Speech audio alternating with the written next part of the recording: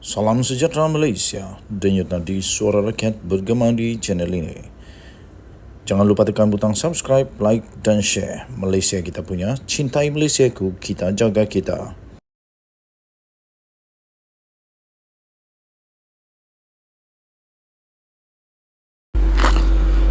Salam sejahtera Malaysia, denyut nadi suara rakyat bergema di channel ini.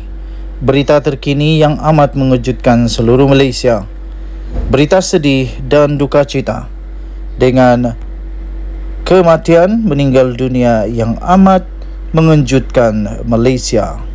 Baru saja kita terima berita menyedihkan ini daripada utusan.com.my. Baru saja diterima bertajuk Sarjan Maut Tertembak Diri Sendiri. Berita penuh rembau. Seorang anggota polis berpangkat sarjan disahkan telah maut disyaki menembak dirinya sendiri dalam satu kejadian di Ibu Pejabat Polis Daerah IPD Rembau di sini petang semalam.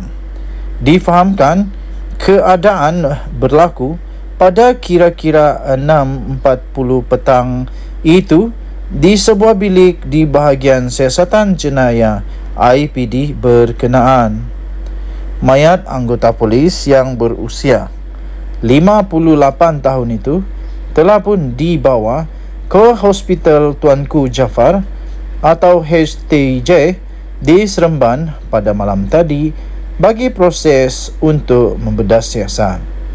Difahamkan, kenyataan akhbar mengenai kejadian berkenaan akan dikeluarkan dalam masa terdekat oleh Ketua Polis Negeri Sembilan, Datuk Ahmad Zafir Muhammad Yusof. Berita ini daripada utusan dan diterbitkan di utusan.com.my bertarikh 2 Julai 2023 dengan tajuk Sarjan Maut Tertembak Diri Sendiri. Kita mendoakan semoga keluarga yang ditinggalkan tetap bertabah dan bersabar dan semoga semuanya baik-baik saja. Denyut nadi suara rakyat bergema di channel ini.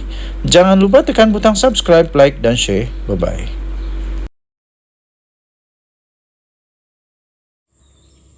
Salam sejahtera Malaysia, denyut nadi suara rakyat bergema di channel ini. PDRM membuat keputusan dan mengumumkan satu perkara yang amat mengejutkan pas dikala persiapan akhir untuk pilihan daerah negeri. Polis Diraja Malaysia mengesahkan akan merakam keterangan daripada adun Kubu Gajah. Polis akan merakam keterangan Khalil Yahya berhubung poster palsu yang telah dikongsikan beliau di dalam Facebook miliknya. Polis akan merakam keterangan Khalil Yahya berhubung poster palsu mengenai pelantikan ahli Parlimen Seputi iaitu Teresa Hock sebagai pengerusi Felda. Ketua Polis Daerah Brickfields iaitu Assistant Commissioner Ami Hizam Abdul Syukur berkata, ahli Dewan Undangan Negeri adun Kubu Gajah itu dipanggil hadir ke Ibu Pejabat Daerah IPD Taiping Selasa ini. Katanya dalam kenyataan itu, janji temu sudah dibuat untuk rakaman percakapan Khalil pada jam 10 pagi di IPD Taiping, katanya kepada Harian Metro. Harian Metro semalam melaporkan polis telah pun menerima laporan dibuat oleh Teresa Hock berhubung poster pelantikannya sebagai pengerusi Felda. Siasatan polis mendapati berita palsu itu berasal daripada laman sosial Facebook Khalil. Kes itu disiasat mengikut Seksyen 504 Kanun Keseksaan serta Seksyen 233 Akta Komunikasi dan Multimedia 1988. Okey, so di sini kita akan nampak nanti, kita akan tahu nanti di mana asal sebenarnya poster itu.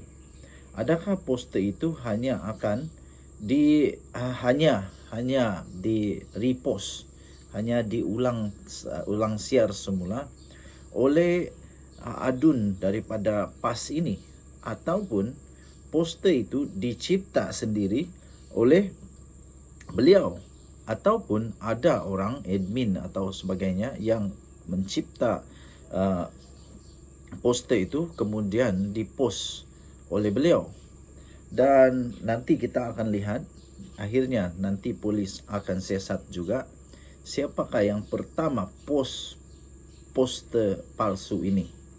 Dan di sana nanti kita akan tahu kebenarannya. Jadi tuan-tuan dan puan-puan yang dihormati sekalian, adakah ini adalah satu permulaan yang kurang baik di dalam kempen PRN daripada PAS? Dan adakah ini satu cabaran yang bakal akan dilalui oleh Pakatan Harapan, iaitu akan ada berita-berita yang dipost yang tak sahih, yang palsu. Dengan kata lain, mungkinkah ada fitnah lagi? Mungkin ada fitnah lagi kah selepas ini? Harap-harap tak ada.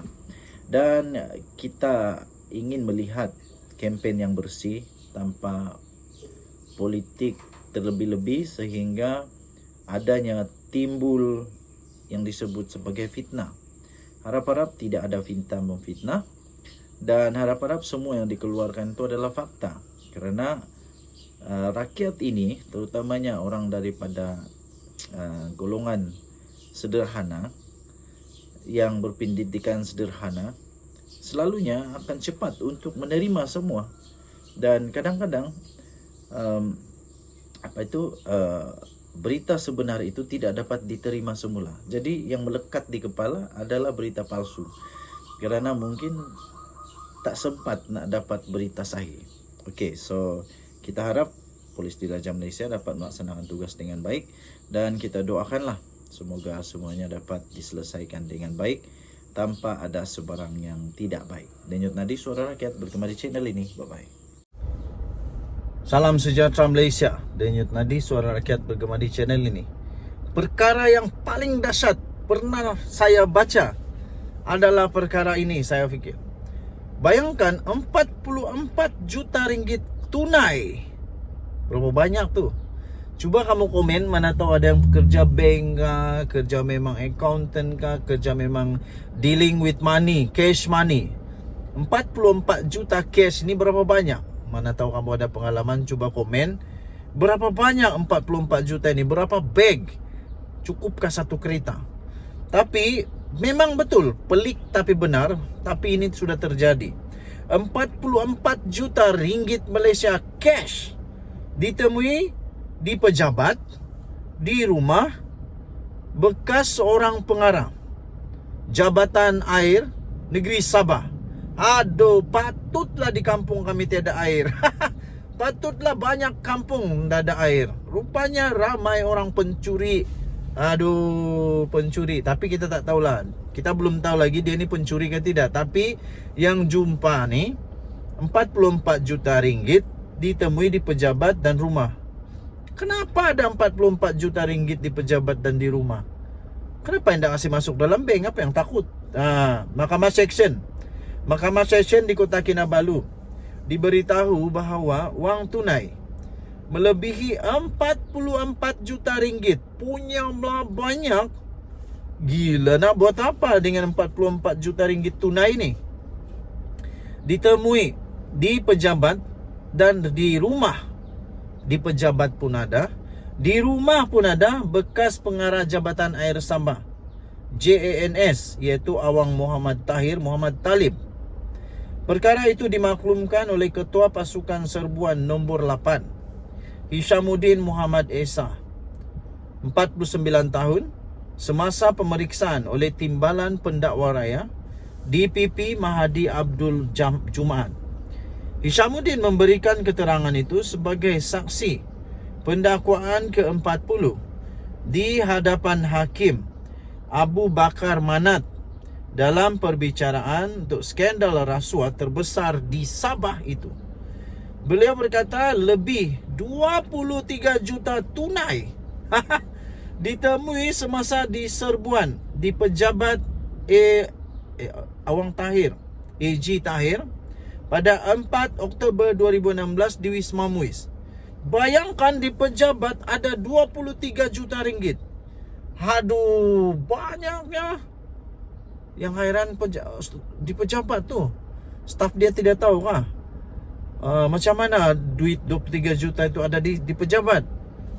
Waktu orang bagi duit itu orang tidak nampak kah? Ini lagi syok. RM62.500 RM62.500 ditemui dalam beg bertanda Tahir di meja Awang Tahir. 62.000 di meja. Wang tunai selebihnya ditemui di 3 lokasi lain di dalam bilik pantry.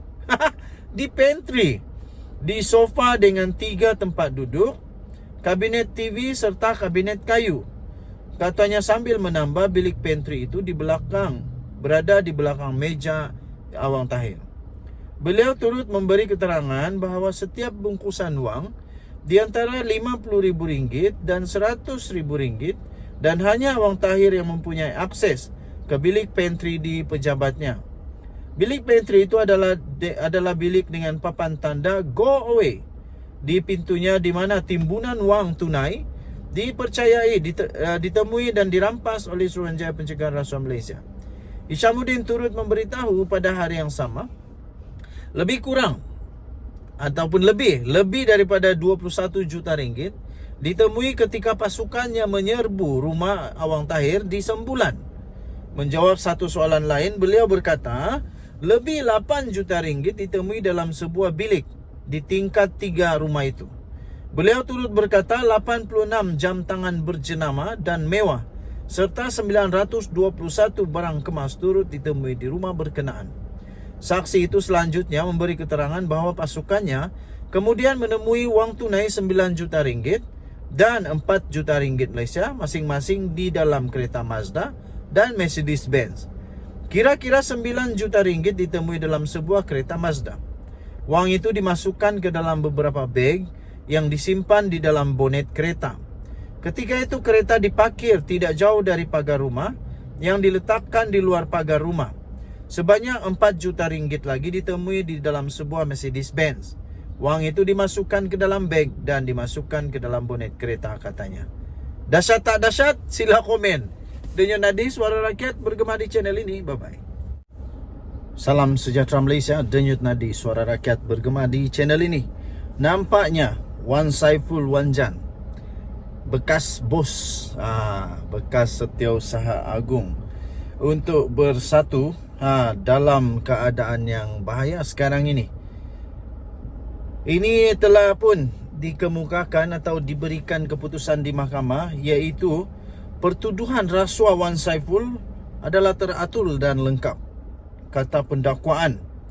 Tuan-tuan dan puan-puan yang dihormati sekalian, Mahkamah Session di sini pada Selasa diberitahu bahawa 2 pertuduhan berkaitan dengan rasuah berjumlah 6.9 juta ringgit Malaysia yang membabitkan projek Jana Wibawa yang telah dikemukakan terhadap bekas Ketua Penerangan Parti Pribumi Bersatu Malaysia. Maafkan saya, bukan Setiausaha Agung. Salah ni, Setiausaha Agung Hamzah Zainuddin. Adalah aku makin tua lah. Bukan.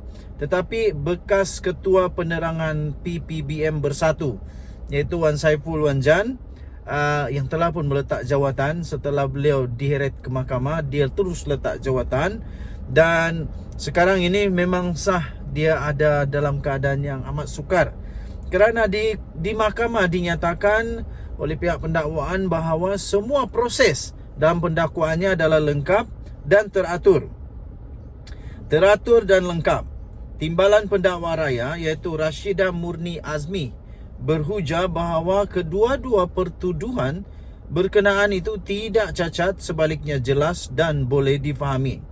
Kata beliau, Seksyen 153 Kanun Tata Cara Jenayah atau KTJ menyatakan tarikh dan masa hendaklah dinyatakan dalam pertuduhan.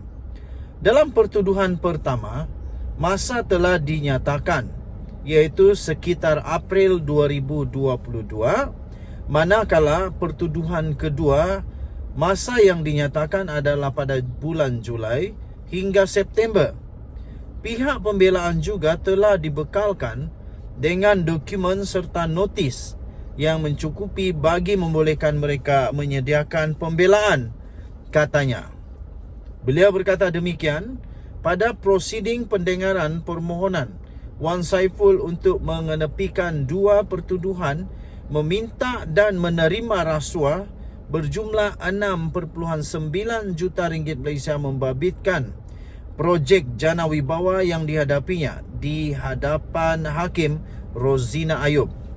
Selain itu, Rashidah Murni berkata, permohonan Wan Saiful adalah tidak berasas dan pramatang kerana saksi-saksi pendakwaan masih belum lagi pun memberi keterangan. Sehubungan itu, pihak kami, katanya, memohon untuk mahkamah menolak permohonan ini memandangkan ia tidak mempunyai alasan yang kukuh dan merupakan penyalahgunaan proses mahkamah, katanya. Peguam Amir Hamzah Arshad mewakili Wan Saiful Wan Jan pula berkata, kedua-dua pertuduhan terhadap anak guamnya adalah cacat kerana tidak menyatakan secara khusus tarikh kesalahan dilakukan. Dalam pertuduhan itu hanya menyebut sekitar bulan tertentu tanpa mengemukakan butiran yang lengkap bagi kesalahan yang dipertuduhkan terhadap anak guam saya, katanya. Dalam pada itu, Amir Hamzah berkata pertuduhan itu juga tidak berasas berdasarkan Seksyen 173G KTJ yang menyebabkan pihak pembelaan dinafikan untuk mengemukakan pembelaan dan alibi.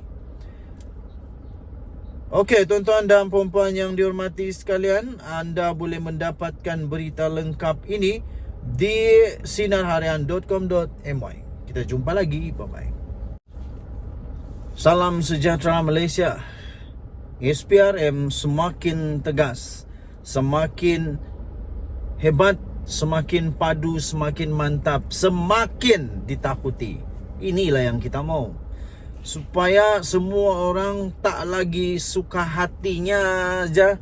Macam duit keluarga dia saja duit negara kita. Macam duit dia sendiri saja duit rakyat. Suka-sukanya mau pakai bila, suka-sukanya mau minta rasuah, ambil rasuah, macam-macam. Okey, tapi kali ini SPRM mengumumkan satu perkara yang amat penting untuk seluruh rakyat Malaysia. Terutama bagi mereka yang selalu ada kuasa, yang selalu berisiko untuk terlibat dengan pelbagai jenis kesalahan rasuah, salah guna kuasa dan macam-macam lagi yang tidak sepatutnya dilakukan. Dan saya percaya SPRM semakin ke hadapan sekarang ini, ditambah pula untuk menjunjung titah Seri Paduka Baginda Yang di-Pertuan Agong.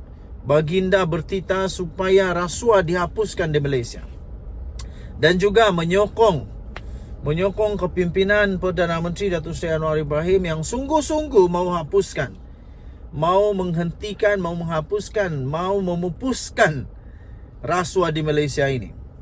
SPRM mengumumkan sahkan menyiasat penjualan tanah. Ini diterbitkan di utusan.com.my. SPRM telah pun mengesahkan isu penjualan tanah kepada Persatuan Isteri Menteri Besar dengan harga murah sedang disiasat. Ini kalau saya tak silap berlaku di negeri yang ditadbir oleh PAS, di Terengganu rasanya.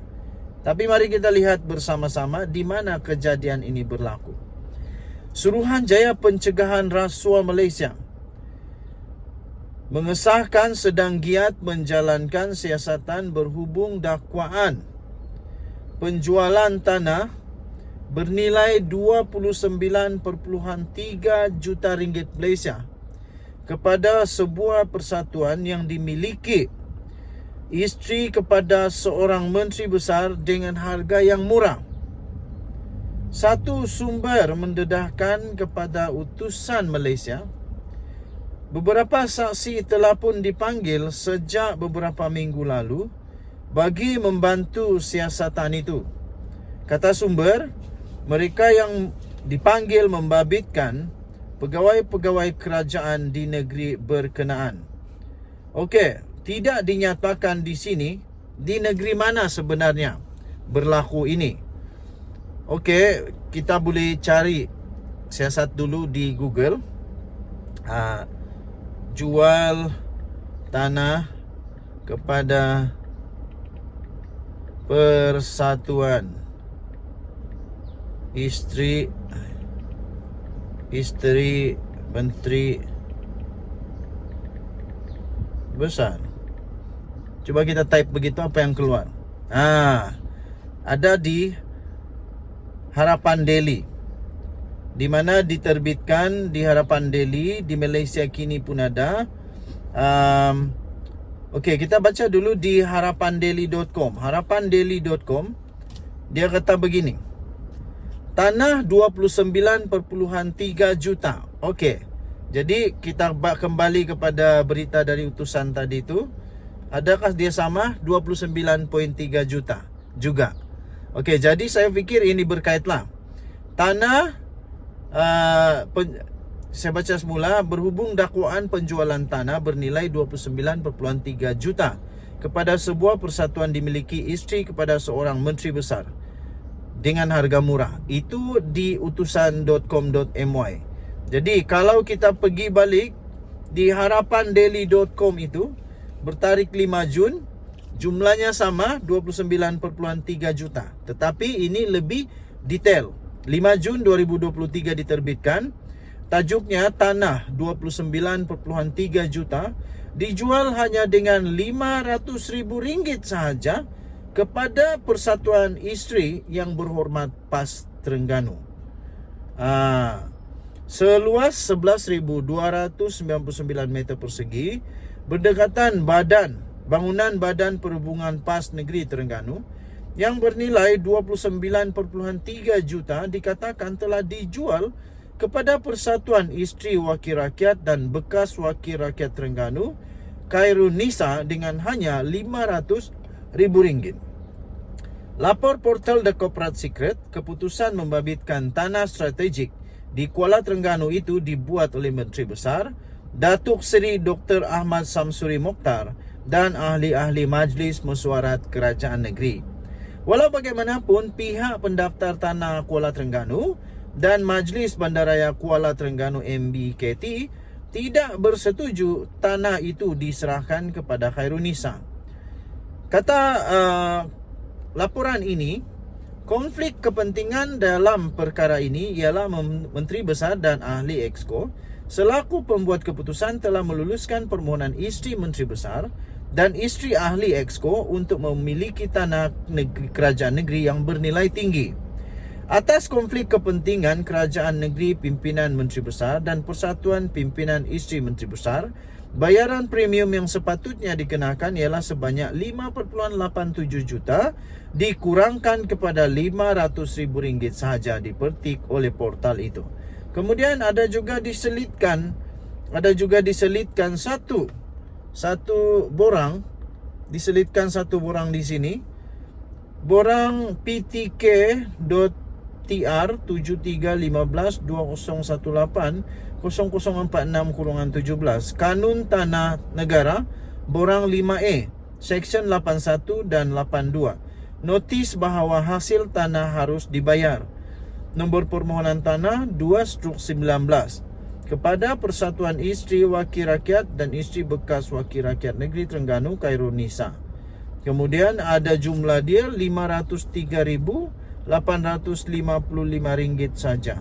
Jadi itulah yang menjadi menjadi satu perkara yang peliklah. Okey, jadi ada dua surat yang telah diberikan di sini. Jadi saya fikir tadi yang sedang disiasat oleh SPRM itu berkaitan dengan perkara ini. Okey, jadi sumber yang saya dapat ini daripada harapandaily.com 5 Jun 2023. Tajuknya, tanah RM 29.3 juta dijual hanya RM500,000 kepada Persatuan Isteri YB PAS Terengganu. Okey. Dan tadi sebelum itu saya bacakan itu adalah daripada utusan.com.my 24 Jun 2023 tarikhnya, dengan tajuk SPRM sahkan siasat penjualan tanah. Kita jumpa lagi. Bye-bye.